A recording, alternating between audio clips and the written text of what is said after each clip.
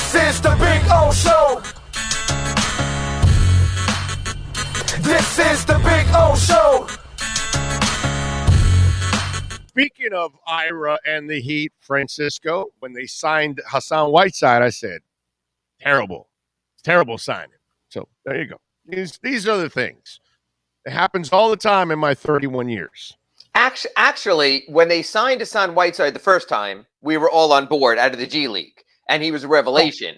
It's when they said 4 years, $98 million that we were like, 4 years, $98 million. Yeah, that was the difference. No, that's the one I said, no. I understand the method behind the madness because they were hoping that they were going to turn him around and Riley's love for the big man and his obsession with the big man. So I get all of that.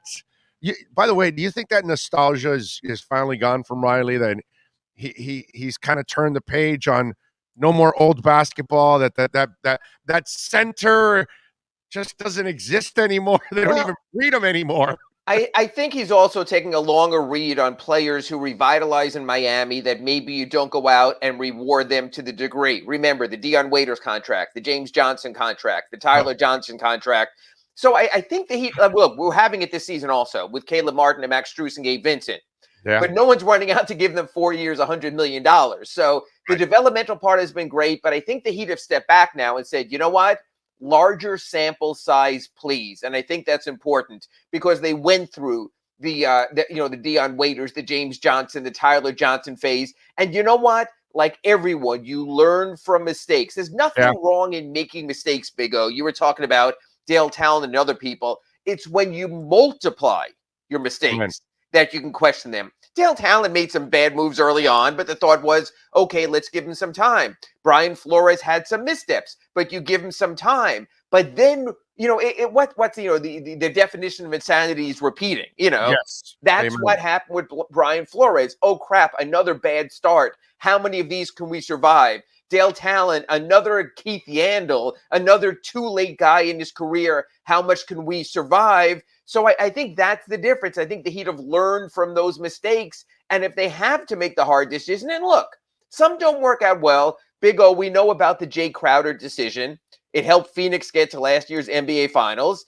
And yet, you know what? A year from now, we might also say, not the worst thing in the world. The Heat came around with the PJ Tucker signing. So sometimes when you learn from your mistakes, there are other kinds of mistakes, but at least you're willing to say, okay, this didn't work. Let's look in another direction, just like with nonstop big men. Before we continue with the Heat, on the NBA side, what's happening with the Simmons thing? Because obviously Shaq had his way with Simmons again the other night on TNT. Talk about how Embiid is a guy that you could criticize and he'll man up. But this guy, obviously, crawls into some kind of a corner. I don't know, I'm paraphrasing, but Shaq was kind of taking his shots. How long does this thing fester? Because that's also not productive for the franchise to have that lingering over them. Big O, to me, if the Sixers don't make a move by the February 10th trading deadline, it's a big middle finger to Joel Embiid. Because here is a guy having not only an all-star season, a great point, but quite possibly an MVP season, and very much when you look at it numerically, a statistically like all-time season. You can't waste that. That's the lesson we learned from Dwayne Wade and other players when you didn't surround them. That's when Pat Riley said, okay, enough. Let's get Dwayne Wade Shaq. Let's bring in Antoine Walker and Jason Williams and James Posey in support. That's what you have to do. He did it with LeBron when he said, hey, we need Mike Miller too. We need Shane Battier too. We need Ray Allen too. So to me, the Philadelphia arrogance of Daryl Morey, if he does nothing to get the maximum possible deal, you're throwing aside a season of Joel Embiid. And let's face it, Big O, he is somewhat injury prone. You never know when he's going to go down again. I will say this. The Philadelphia 76ers are now in 6th place, 2 games behind the Heat for 1st place. If you add even a Buddy Hield or a C.J. McCollum, and if you can get it, a Jaylen Brown, I would, as much as I'm impressed with what the Heat are doing, I might vault the Sixers to the top threat spot in the Eastern Conference if they get something. But from a Heat perspective, I'm totally fine on them doing nothing. Because they roll out that team, and yes, you have a Danny Green, and yes, you have a Seth Curry, and they're nice players. But as you know, Big O, you need that second. You need that third guy. The Heat have done that with Lowry. They've done that with Bam. They've done that with Hero. You can sit down and debate for a long time who is the second best player on the Sixers. And if you're debating who your second best player is, you're probably not going very far in the playoffs. No, you're right. You know what? I never thought of it that way, but you're so right that you're kind of wasting an incredible year by It's a Embiid. middle finger. It's a middle finger to Joel Embiid. Hey, Joel, go out and bust your ass and give us 50 points a night because we need all 50 points. But you want help? No, I'm going to be the greatest GM ever and get the greatest swindle, and I'm going to get Bradley Beal, and I'm going to get Damian Lillard. And let's face it, Big O, if he does get Bradley Beal after the season, he's still wasting this Joel Embiid season. Not to denigrate or anything like that. I'm not so sure Joel Embiid can play better than he's playing right now. Do you? Well, the talk is obviously with what's going on with Harden, because obviously this Nets situation is just so kind of screwed up here because everybody keeps talking about, well, if you get them all three together, but now whether you have the Kyrie situation, now people are talking about maybe James Harden's thinking about moving on after this season, and obviously Daryl Morey is over in Philadelphia. Is that the guy that they try to get? Well, look, if you're trading Ben Simmons for James Harden, I'm moving the Sixers to the top. I don't know how they share the ball or any of that.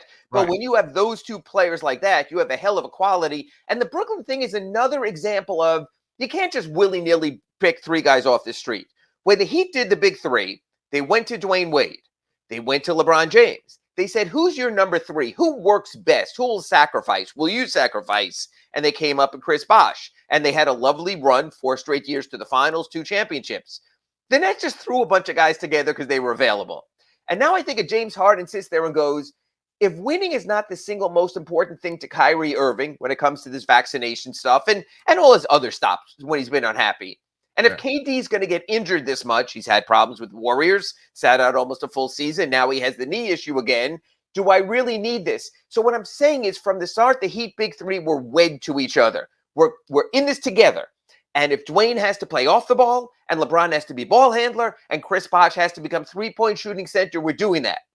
But I was going to say Jersey, but in Brooklyn, James Harden still wants to be James Harden. Kyrie Irving still wants to be Kyrie Irving. Kevin Durant still wants to be Kevin Durant. And let's be honest, Big O, Kevin Durant wasn't Kevin Durant in Golden State. He also had to step back for Steph and for Clay also. So that's the difference. This whole thing of super teams, it's not just bringing great players together, it's bringing the right mix of great players. Yeah, because the big three here manipulated it together to make it happen. So it was already a chemistry thing right from the get-go, where this was kind of, okay, let's force the pieces together. Yes. With Boston, you had 2 of them together, so then they went and acquired the third guy, who is a selfless guy in Ray Allen also. So, you know, that kind of, I think that's why maybe they jived together for so many years. And here's the caveat or the extra part of this whole thing that we learned. The first year, even with the 3 coming together, the franchise could not complete the puzzle around them. And that first year they struggled and obviously lost to Dallas, who was not better as an offensive unit, but they were better as a defensive unit. And that's probably what was the difference. And they were more cohesive. Yeah, that's what I mean. More cohesive as a team, and that matters. You have to mesh. Matter of fact, Big O, I'm going to bring this full circle to get us back to the Heat. So last night they selected the starters in each conference, and the next logical question becomes, who's the Heat's all-star? And this shows you when you play as a team. Because now the coaches are voting. You can make a case for Jimmy Butler. You can make a case for Kyle Lowry. You can make a case for Tyler Hero. And if you didn't miss the time, you can make a case for Bam Adebayo. And they can wind up splitting the vote. And I think at the end of the day, only Jimmy Butler is going to get in. Yet in no way is he the singular star of this team. Because in just as many nights, it could be Bam or Tyler or Kyle, but that's how this team is built. That's what makes a great super team, or at least trying to be a super team, when you can't definitively every night say who your best player is, because it's a variety of players. You know in the Sixers, your best player better be Joel Embiid or you don't win. You know on the Nets at a home game without Kyrie Irving and Kevin Durant injured, it has to be James Harden or you don't win. It's going to be really interesting, and I think the coaches could split the vote. And I think every coach agrees. I mean, you know what's funny yesterday is they named the starters in each conference. Who's in first place in the East? The Miami Heat, they don't have an all-star starter. Who's in first place in the Western Conference? The Phoenix Suns, they don't have an all-star starter. Why? Because they have great ensembles of talent. Whether it's DeAndre Ayton, whether it's Devin Booker, whether it's Chris Paul, Jay Crowder, Bridges, however you can go down the line there in Phoenix, you have the same question. I'm really curious if the coaches come to a consensus that this player is the Heat's all-star. Because I could see some coaches saying, no, Larry has transformed this team with his leadership. And I could see some coaches go, man, Tyler Hero has been the spark to that team having this record. It's going to be very interesting next Thursday when they name the all-star reserves as far as where the Heat will stand. Yeah, and I would imagine that a guy like Tyler should be getting some of that love when they announce the reserves. I mean, he's kind of earned that right. But the guards are so good in the Eastern Conference. I mean, there's two guys he's to me. Good too, man.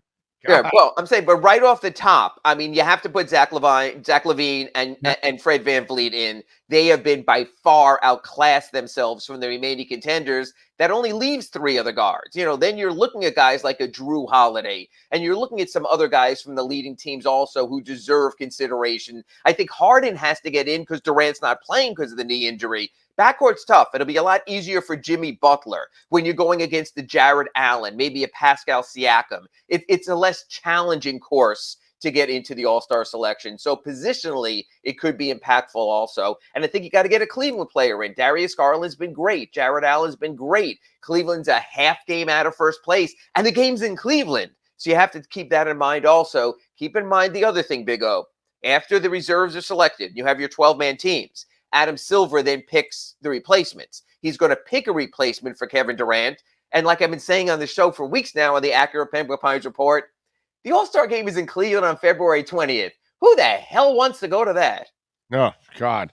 I was just there for the concert, and I had a good time, I will say, but it is kind of a gloomy thing. I would like to have seen you convince the missus, let's go to Cleveland for a weekend in February. Yeah, no. She was, I mean, it was Genesis, Pro Football Hall of Fame, Rock and Roll Hall of Fame, and I'm out of there. So it was 36 hours of that, and I'm out. So it was all good. Now, speaking of Zach LaVine, and we got to appreciate this as Heat fans. Okay, so we got the Nets, they got their drama. We got the Lakers, they got their drama. We got the Bulls, they're having a really good year, but all of a sudden the reports are Zach LaVine's thinking about greener pastures next year, moving on.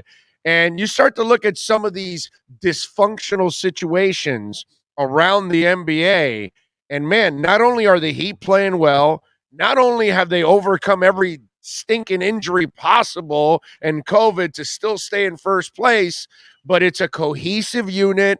There's chemistry. They care for each other. There is zero drama right now. And I'm looking at Chicago, who's supposedly challenging for Miami for number one, and there's more drama. Yeah, but the Bulls have done everything possible they could. The Lonzo Ball trade was a fantastic trade. What did they give up? Garrett Temple. They gave a Tomas Sandoronsky, almost nothing there. What they've done to round out their roster with some of their other moves. You can't question the way that they have pulled that team together. The Alex Caruso free agent signing. How much does LeBron James miss that guy?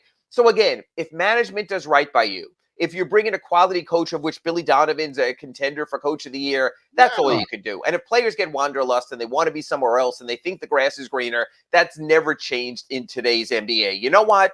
Zach LaVine's decision will come down, I think, a long way to what Chicago does in the playoffs. And if it's another Bulls year of one and done, you might say, I've had enough of this. But you know what? If they get deep in the playoffs and it's going to be challenging for them, then I think it's another story. So I think we need to wait to the postseason and see what happens there. Not that I give a rat's ass about the Bulls, but I'm thinking, wow, if I'm a Bulls fan, I'm having a good year.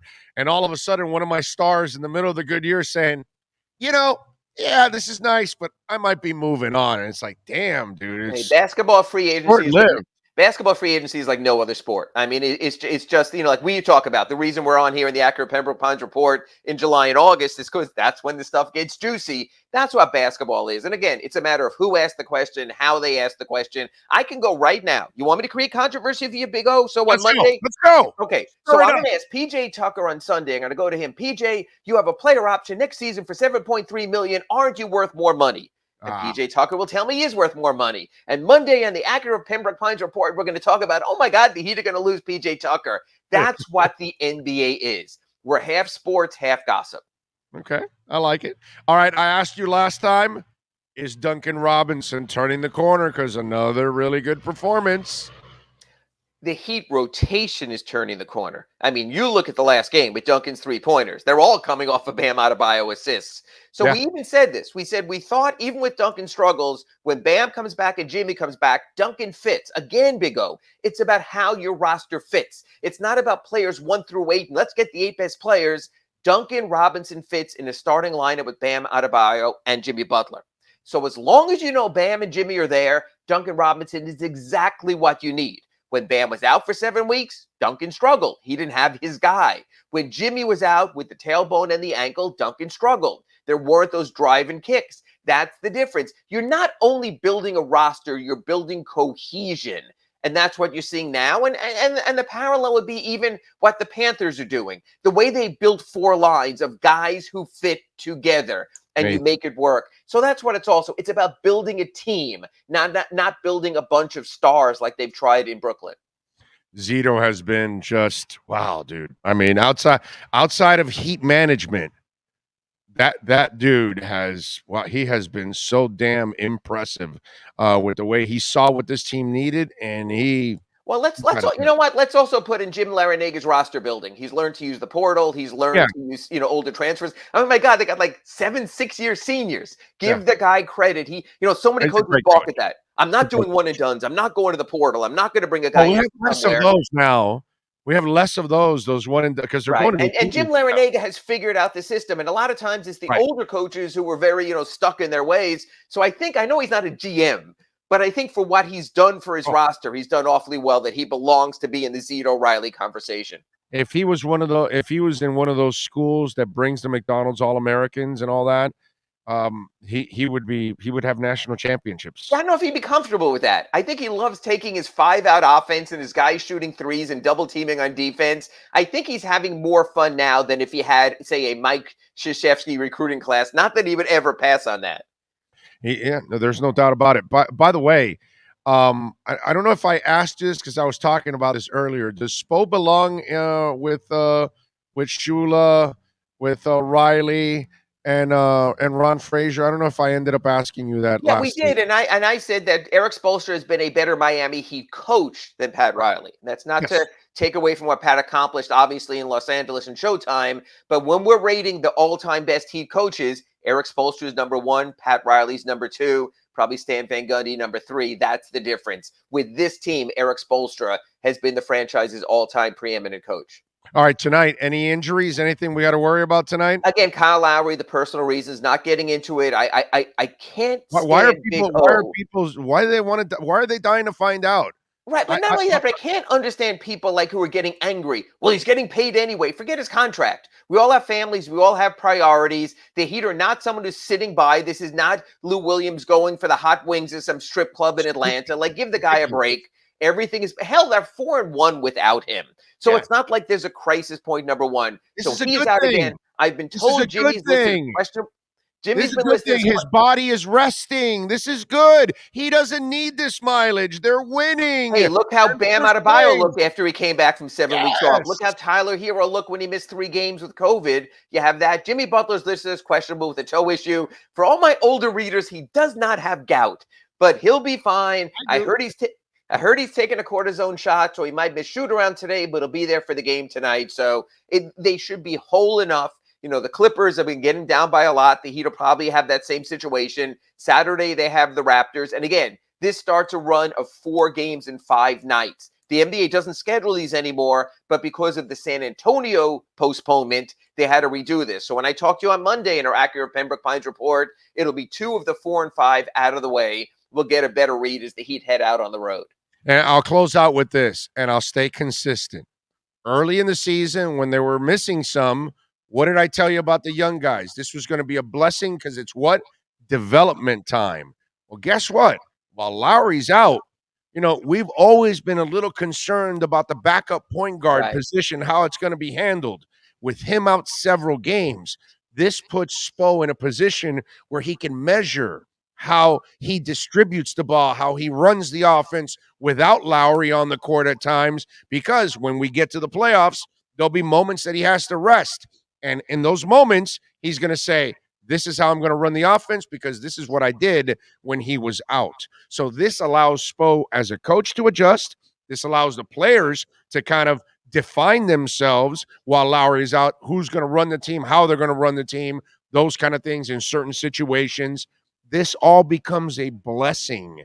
If everybody looks at it this way, I think you'll see that that's the way it's actually ending up, a blessing for the Miami Heat because they actually don't need Lowry right now in the regular season. You know what? Coming Monday on the Big O Show, Acura Pembroke Pines report, can the Miami Heat afford to keep Gabe Vincent? That's Monday, the Gabe Vincent update. We're creating controversy only here on the Big O Show. I love it. So smash that damn like button. That's right. That's what you got to do. Follow him on Twitter at Ira Heatbeat. Catch his work at the South Florida Sun Sentinel. And subscribe, folks. Make sure you subscribe. Very important to support our local journalist. Ira, as always, thank you, my brother. Appreciate you. Have a great weekend. Gabe Vincent Gate is only getting started. Thank you, Big O. There you go. I love it. He is awesome. Ira Winderman. All right.